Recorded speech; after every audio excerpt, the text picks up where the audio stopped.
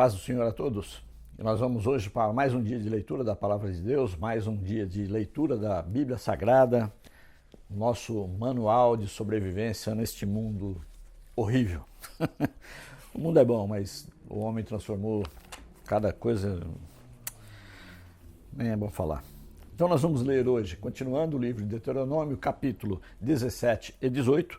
Depois vamos para o livro de Jó, essas partes do Antigo Testamento, capítulo 12, e depois vamos voltar lá para o livro de Atos, nós vamos ler o capítulo 3. Amém?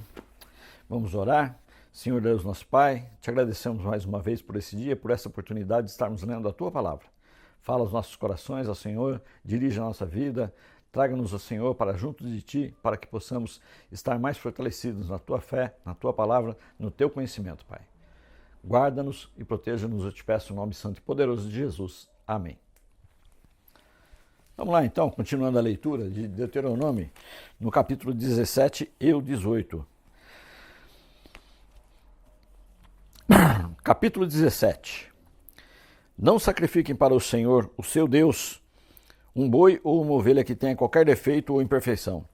Isso seria detestável para ele.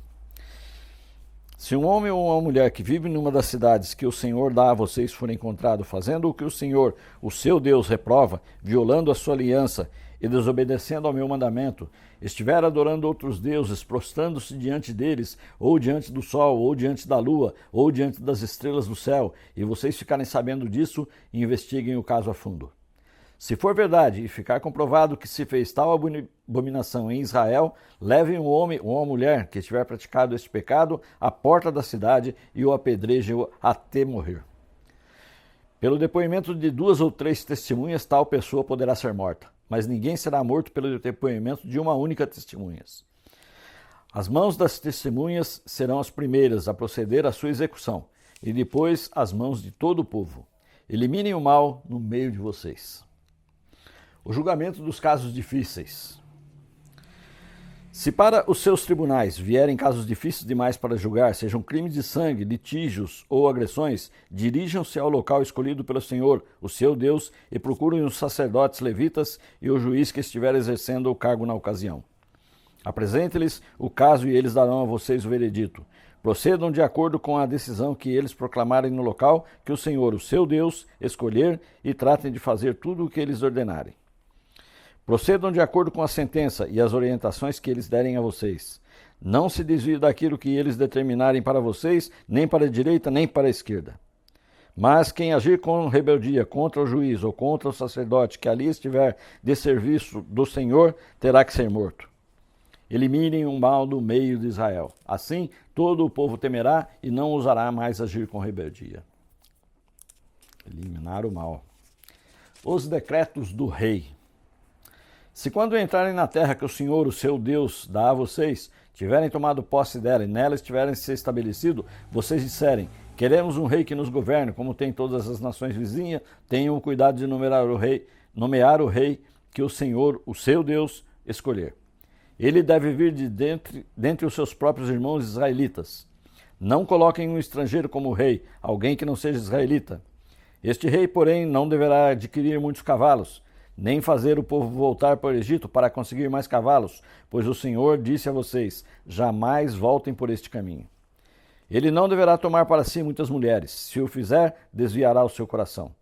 Também não deverá acumular muita prata e muito ouro. Quando subir ao trono do seu reino, mandará fazer um rolo para o seu uso pessoal, uma cópia da lei que está aos cuidados dos sacerdotes levitas. Trará sempre essa cópia consigo e terá que lê-la todos os dias da sua vida para que aprenda a temer o Senhor, o seu Deus, e a cumprir fielmente todas as palavras desta lei e todos esses decretos. Isto fará que ele não se considere superior aos seus irmãos israelitas e que não se desvie da lei nem para a direita nem para a esquerda. Assim, prolongará o seu reinado sobre Israel, bem como dos seus descendentes. Capítulo 18. A herança dos sacerdotes e dos levitas. Os sacerdotes levitas e todo o restante da tribo de Levi não terão posse nem herança em Israel. Viverão das ofertas sacrificadas para o Senhor, preparadas no fogo, pois esta é a sua herança. Não terão herança alguma no meio dos seus compatriotas. O Senhor é a sua herança, conforme lhes prometeu. Quando o povo sacrificar um novilho ou uma ovelha, os sacerdotes receberão a porção devida. A espada, a queixada e o estômago.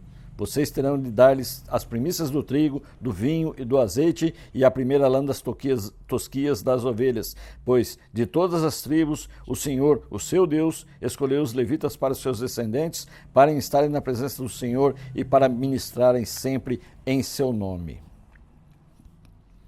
Se um levita que estiver morando em qualquer cidade de Israel desejar ir ao local escolhido pelo Senhor, poderá ministrar em nome do Senhor, o seu Deus, à semelhança de todos os outros levitas que ali servem na presença do Senhor. Ele receberá uma porção de alimento igual ao dos outros levitas. Além disso, ficará com o que receber da venda dos bens da sua família. Advertência contra as práticas pagãs. Quando entrarem na terra que o Senhor, o seu Deus, dá a vocês, não procurem imitar as coisas repugnantes que as nações de lá praticam. Não permitam que se ache alguém no meio de vocês que queime em sacrifício o seu filho ou a sua filha, que pratique adivinhação, ou se dedique à magia, ou faça presságios, ou pratique feitiçaria, ou faça encantamentos. Que seja médio, consulte os espíritos ou consulte os mortos. O Senhor tem repugnância, porque quem pratica essas coisas, e é por causa dessas abominações que o Senhor, o seu Deus, vai expulsar aquelas nações da presença de vocês.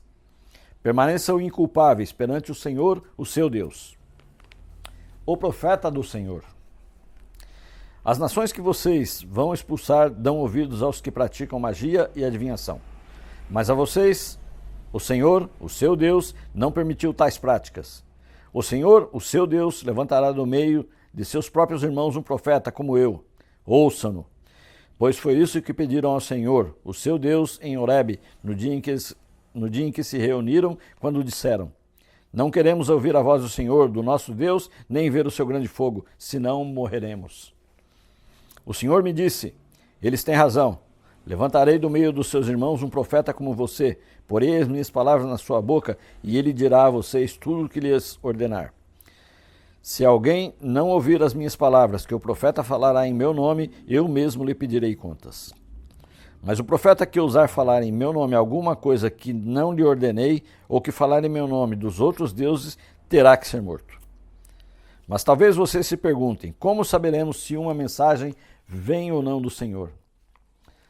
Se o que o profeta proclamar em nome do Senhor não acontecer nem se cumprir, essa mensagem não vem do Senhor.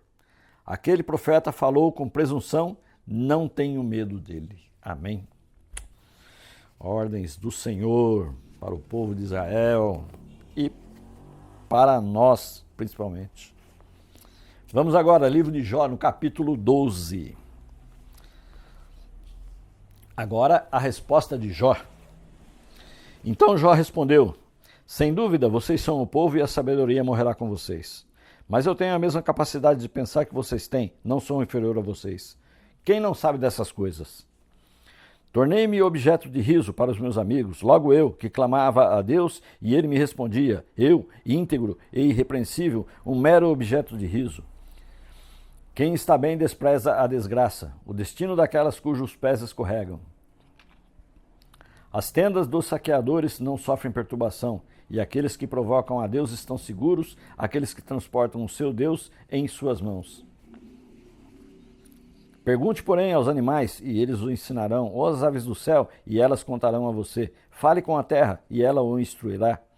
Deixe que os peixes do mar o informem. Quem de todos eles ignora que a mão do Senhor fez isso? Em sua mão está a vida de cada criatura e o fôlego de toda a humanidade. O ouvido não experimenta as palavras. Como a língua experimenta a comida? A sabedoria se acha entre os idosos. A vida longa traz entendimento? Deus é quem tem sabedoria e poder. A ele pertence o conselho e o entendimento. O que ele derruba não se pode reconstruir. Quem ele aprisiona, ninguém pode libertar. Se ele retém as águas, predomina a seca. Se as solta, devastam a terra. A ele pertence a força e a sabedoria, tanto o enganado quanto o enganador, a ele pertence. Ele despoja e demite os conselheiros, e faz os juízes de tolos. Tira as algemas postas pelos reis e amarra uma faixa em torno da cintura deles. Despoja e demite os sacerdotes e arruína os homens de sólida posição. Cala os sábios dos conselheiros cala os lábios dos conselheiros de confiança e tira discernimento dos anciões. Derrama desprezo sobre os nobres e desarma os poderosos. Revela coisas profundas das trevas e traz às luz densas sombras. Dá grandeza às nações e as destrói. Faz crescer as nações e as dispersa. Priva da razão os líderes da terra e os enviam a perambular num deserto sem caminhos.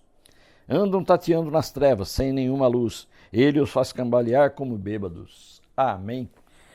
Poderoso Senhor. Vamos agora para mais uma passagem. Agora no livro de Atos, no capítulo 3. A cura de um mendigo aleijado. Certo dia, Pedro e João estavam subindo ao templo na hora da oração, às 3 horas da tarde.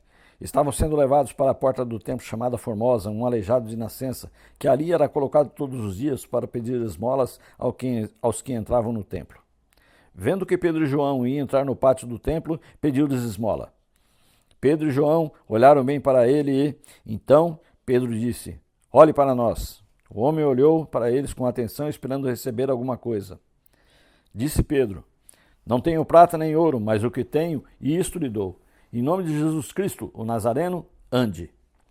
Segurando-o pela mão direita, ajudou a levantar-se e imediatamente os pés e os tornozelos do homem ficaram firmes. E de um salto, pôs-se em pé e começou a andar. Depois entrou com eles no pátio do templo, andando, saltando e louvando a Deus. Quando todo o povo viu andando e louvando a Deus, reconheceu que era ele o mesmo homem que costumava mendigar sentado à porta do templo chamada Formosa. Todos ficaram perplexos e muito admirados com o que lhe tinha acontecido. Agora a pregação de Pedro no templo. Apegando-se o mendigo a Pedro e João, todo o povo ficou maravilhado e correu até eles, ao lugar chamado Pórtico de Salomão. Vendo isto, Pedro lhes disse: "Israelitas, por que isto os surpreendes? Por que vocês estão olhando para nós como se estivéssemos feito este homem andar por nosso próprio poder ou piedade? O Deus de Abraão, de Isaque e de Jacó, o Deus dos nossos antepassados, glorificou o seu servo Jesus, a quem vocês entregaram para ser morto e negaram perante Pilatos, embora ele tivesse decidido soltá-lo. Vocês negaram publicamente o santo e justo e pediram para que fosse libertado um assassino. Vocês mataram o autor da vida, mas Deus o ressuscitou dos mortos e nós somos testemunha disso. Pela fé no nome de Jesus, o nome curou este homem que vocês veem e conhecem. A fé que vem por meio dele lhe deu esta saúde perfeita, como todos podem ver. Agora, irmãos, eu sei que vocês agiram por ignorância, bem como seus líderes. Mas foi assim que Deus cumpriu o que tinha predito por todos os profetas, dizendo que o seu Cristo haveria de sofrer. Arrependam-se, pois, e volte-se para Deus, para que os seus pecados sejam cancelados, para que venham tempos de descanso da parte do Senhor e ele mande o Cristo, o qual lhes foi designado, Jesus. É necessário que ele permaneça no céu até que chegue o tempo em que Deus restaurará todas as coisas, como falou há muito tempo por meio de seus santos profetas.